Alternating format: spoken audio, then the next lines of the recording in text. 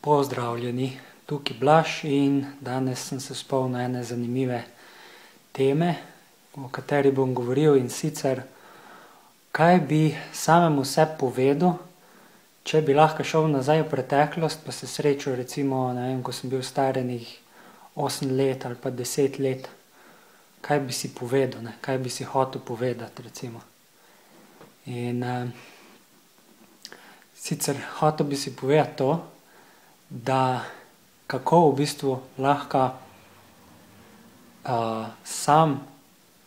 samega sebe usmerjam na tak način, da se začnem zavedati svojih misli in tega, na kak način s svojimi lastnimi mislimi ustvarjam samega sebe. Ker recimo jaz sem imel v otroštvu, tako kot pač večina ljudi, ful nekih strahov, ful sem imel slabo samopodobo in tako naprej, razne težave takšne. In pač kar mi bi najbolj pomagalo je to, če bi mi nekdo povedal, da ne rabim se na tak način sabotirati s tem, da uporabljam svoj svoje misli na tak nekonstruktiven način. Ker zdaj recimo razumem, da sem si dejansko vse svoje strahove, vsa svoja čustva in dojemanja samega sebe, ali pa vse sodbe samega sebe, sem sam ustvaril. Ker sem sam dopuščal takšne misli, s katerimi sem pač si ustvaril vse te strahove in sodbe in občutke manjvrednosti in tako naprej. Tako da, če bi si lahko eno stvar povedal,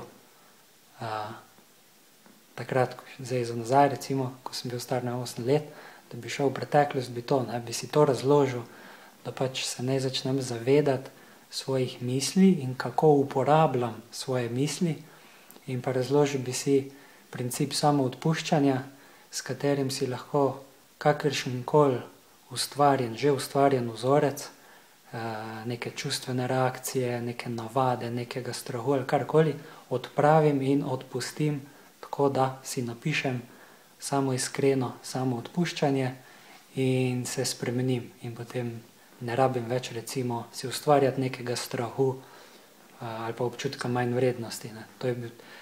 To sta bila pač dva moja največja problema pri samem sebi, da sem bil poln raznih strahov in pa občutkov manjvrednosti.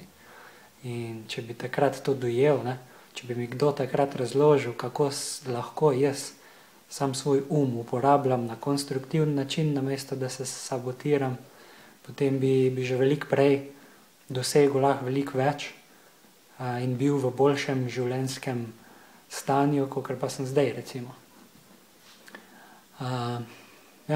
Tako da zanima me, kaj bi si pa vi recimo povedali, če bi imeli to možnost, da bi šli v preteklost nazaj pa se srečali, ko ste bili stari recimo 8 let, ali pa še prej, kadarkoli pač, kaj bi si hoteli povedati, ne? Kaj bi si želeli povedati, sporočiti, kaj bi bilo takega, ne? Tako da dajte prosim vaše spoznanja ali predloge ali ideje, kaj bi si hoteli povedati, deliti spodaj v komentarjih, ali pa še boljše, če posnamete svoj video, pa ga delite spodaj, pa se lahko, pa bo bolj zabavno, ne, bolj interaktivno. Ok, to je za danes vse in hvala lepa in se vidimo naslednjič. Lep pozdrav!